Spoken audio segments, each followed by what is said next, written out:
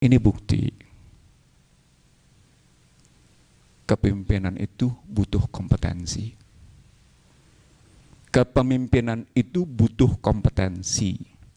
Selama kepemimpinan itu tidak mengerti apa-apa kedalaman sebuah masalah dan dia tidak pernah mengkaji kedalaman masalah itu dengan baik, maka dia dengan mudah terdikte. Saya dengar macam-macam kalau sidang kabinet, bagaimana Sri Mulyani dengan enak bermain-main dalam sidang kabinet, karena nggak ada lawan. Ada dua cuma pemain di negeri ini, Luhut Binsar Panjaitan dan Sri Mulyani. Anda bisa lihat bagaimana kebijakan, nggak ada lawan Sri Mulyani, nggak ada lawan bagi Luhut Binsar Panjaitan.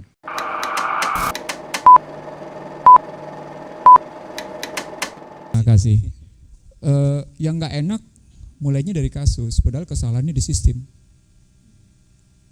Ulang, yang nggak enak mulainya dari kasus, kesalahannya dari sistem. Ini bukan kasus baru. Waktu saya keluar dari DPR, saya membuktikan dua kasus besar strategic transfer pricing. Kalau 300 triliun, ujung kuku sama gua. Ulang, ujung kuku. Hampir seluruh perusahaan asing itu melakukan kejahatan perpajakan lewat strategic transfer pricing. I get the comment. Di era Joko Widodo, Pansus Pelindo membuktikan juga strategic transfer pricing. Jadi yang dibilang sama Mahfud MD itu dengan temuan PPATK, peanuts. Ulang, peanuts. Jadi kalau tadi dibilang sama Hersu, ini puncak gunung es, ya iya orang kesalahannya sistem kok. No taxation without representation. Tax is representation. Tax is political policy. Gitu ngelihatnya. Maka ketika terjadi abuse of power, maka terjadi abuse of tax. Pasti rumusnya begitu. Gak usah muter jauh-jauh ngelihatnya. Kenapa? Karena Indonesia please to the investor.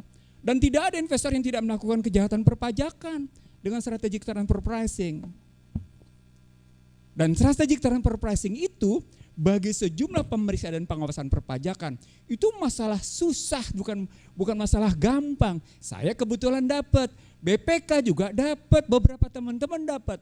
Saya bilang sama Anda ya, termasuk pemirsa FNN, gitu ya. Yuk iseng-iseng ngelihat sekarang berapa kondisi pendapatan perusahaan-perusahaan asing itu. Puncaknya nih sekarang nih, saya ngomong ke FMN. Iseng-iseng buka laporan keuangan, Inalum diadu dengan laporan keuangan FCX dalam kasus perpajakan. Berapa triliun mereka punya masalah. Iseng-iseng aja. Gitu ya, itu kali dekatin dengan kasus. Balik lagi saya ke atas sistem. Di Amerika ini namanya Why People Don't Trust the Government, kajiannya Harvard. Ulang, ini kajiannya Harvard. Waktu itu Bush marah-marah. Di era Bush lah kemudian hanya periode pajak itu surplus terhadap belanja. Tapi dampaknya berikutnya sampai dengan sekarang terjadi namanya defisit habis-habisan. Gak karu-karuan. Keluarlah kebijakan Obama memburu, maka semua orang ribut.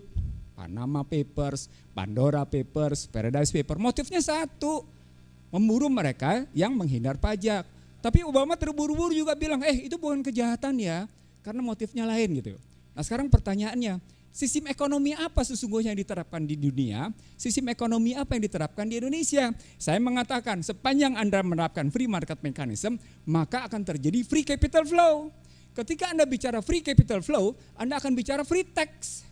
Ketika Anda bicara free tax, maka kasus pentingnya adalah berhubungan dengan strategic transfer pricing. Itu hal biasa dalam situasi internasional.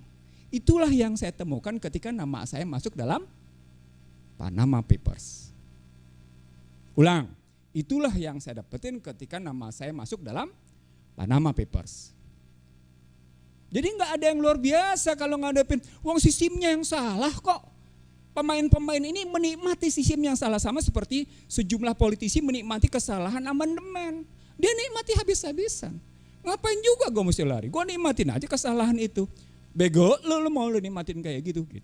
Itu yang pertama. Yang kedua sekarang, kasusnya. Saya ulang ya. Saya menjadi pembicara di Komisi 11.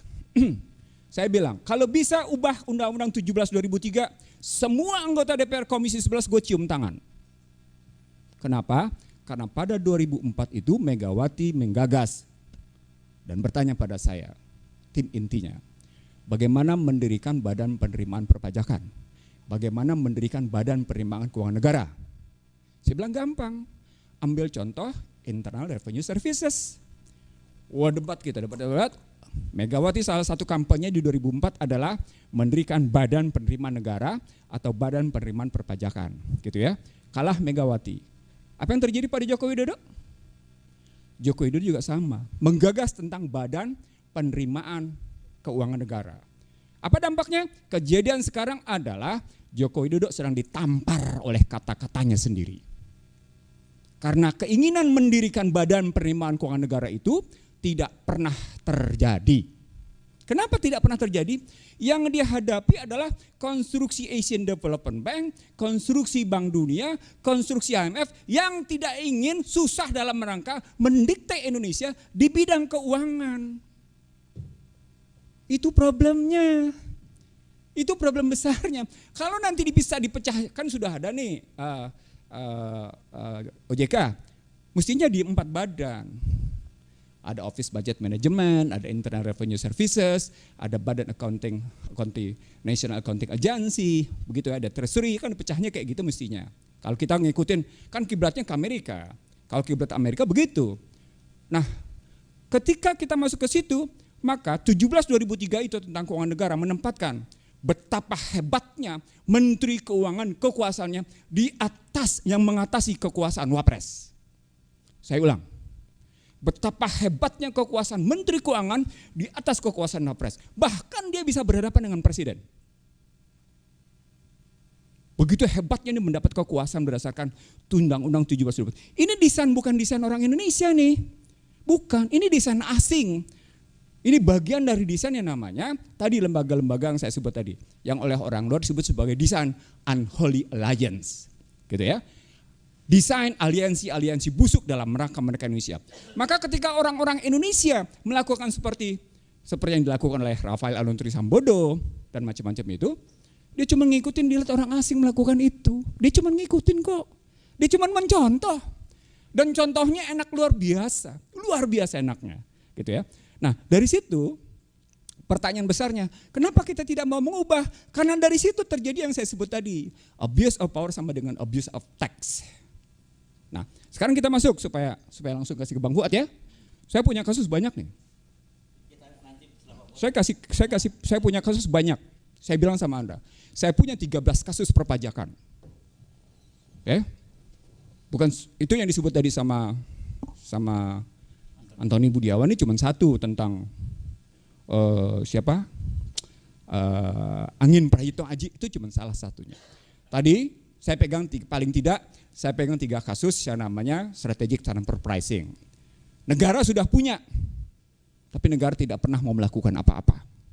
Ulang, negara sudah punya kasus strategic transfer pricing, perusahaan-perusahaan asing itu, tapi negara tidak bisa bikin apa-apa. Kenapa? Karena terdikte oleh investasi asing. Ada datanya lengkap jelas. Gitu ya. 3 tuh, gue punya 3 satu. Yang kedua, kasus Bahasim Asifi. Ingat kasus Bahasim Asifi? Kartini Mulyadi menyuap. Yang duitnya dimakan rayap ya? Betul sekali. Itu Anda ingat, Anda wartawan sih. Kebetulan saya. Oke, yang kedua, kasus Gayus Tambunan yang sudah sebut tadi. Gayus Tambunan ada yang mati, ingat? Lupa. Putus mata rantai, selesai. 3, 4, kasus Dana Widiatmika, gratifikasi dan TPPU. Divonis 7 tahun. Ini saya ngeruntun peristiwa dari mulai reformasi ya. Ulang, saya ngeruntun peristiwa dari reformasi hingga hari ini. Gitu ya. Berikutnya kasus yang namanya Pargono Riyadi. Lalu berikutnya Hadi. Nah, ini Bang Fuad pasti ingat nih kasusnya. Karena berkaitan sama mitranya. Kasus Hadi Purnomo. Ingat kasus Hadi Purnomo kasus apa? Take less carry forward. Yang ribut kebetulan cuma gua. Berhadapan dengan penguasa keuangan negeri ini di Indonesia.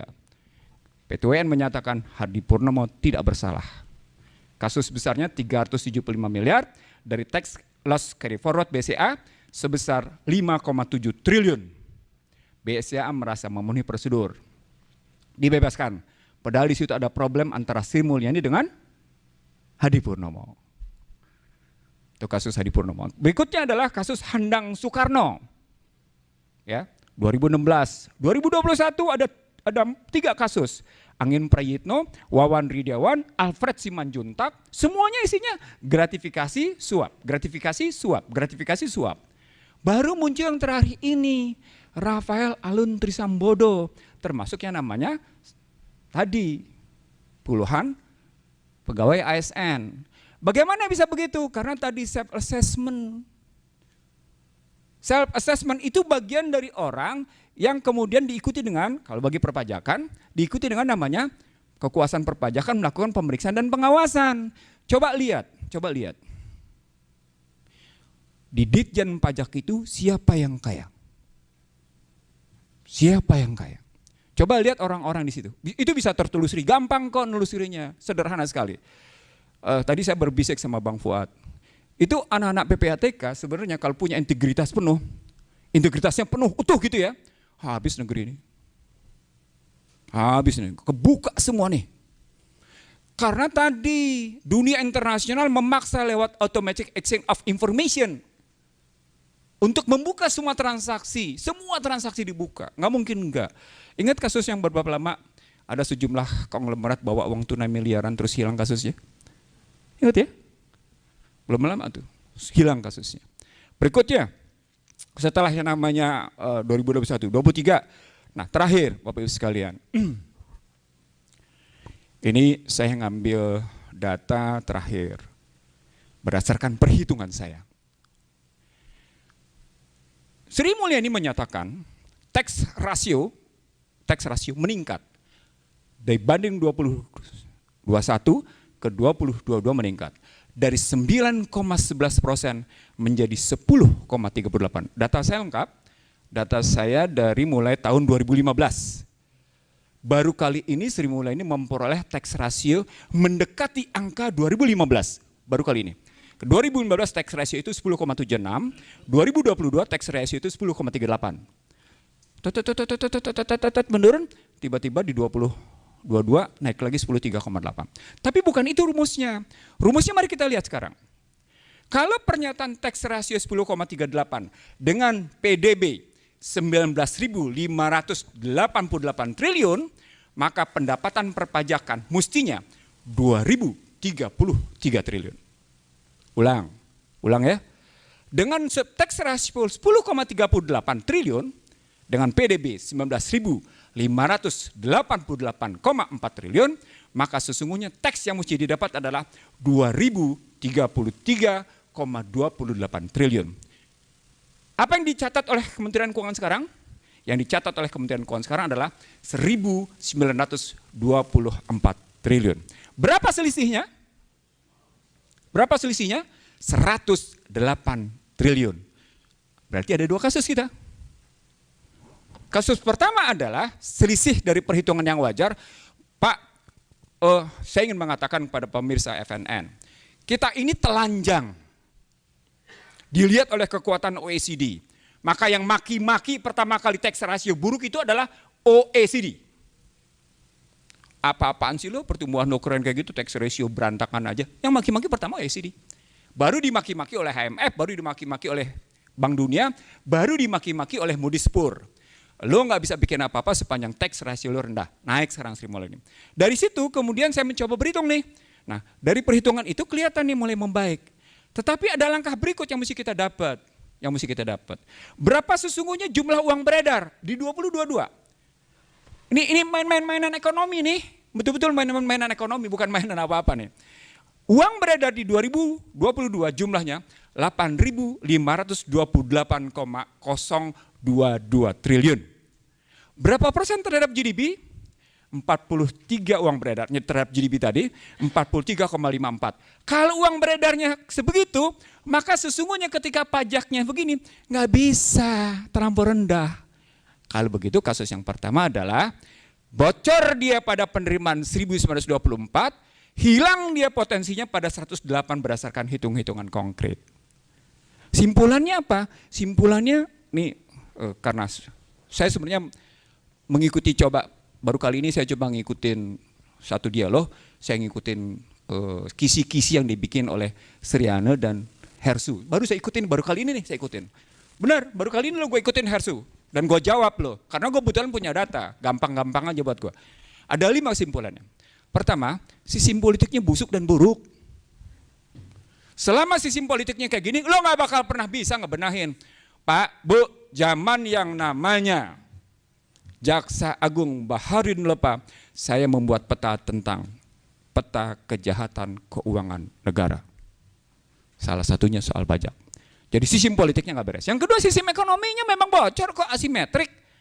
Ketika Anda bicara sistem ekonomi politik dengan asimetrik, jangan bilang ada kejujuran dari input sampai dengan output sampai dengan multiplier effect. Gampang aja itu ngelihatnya. Ketiga, sistem hukumnya terbeli, sistem hukumnya tergadaikan. Budaya politiknya bangga korupsi dipertontonkan gitu ya. Jangan pamer dong, walaupun lo korup. Kan konyol. Jadi budaya politiknya itu budaya sosialnya kayak gitu. Yang terujung yang paling akhir. Yang paling akhir. Ini bukti. Kepemimpinan itu butuh kompetensi. Kepemimpinan itu butuh kompetensi. Selama kepemimpinan itu dia mengerti apa-apa kedalaman sebuah masalah dan dia tidak pernah mengkaji kedalaman masalah itu dengan baik, maka dia dengan mudah terdikte. Saya dengar macam-macam kalau sidang kabinet, bagaimana Sri Mulyani dengan enak bermain-main dalam sidang kabinet. Karena nggak ada lawan. Ada 2 cuma pemain di negeri ini. Luhut Binsar Panjaitan dan Sri Mulyani. Anda bisa lihat bagaimana kebijakan. Nggak ada lawan Sri Mulyani. Nggak ada lawan bagi Luhut Binsar Panjaitan. Nggak ada lawan. Nah itu berarti berkaitan dengan sistem ekonomi dan sistem politik. Nah kalau begitu sekarang pertanyaan besarnya.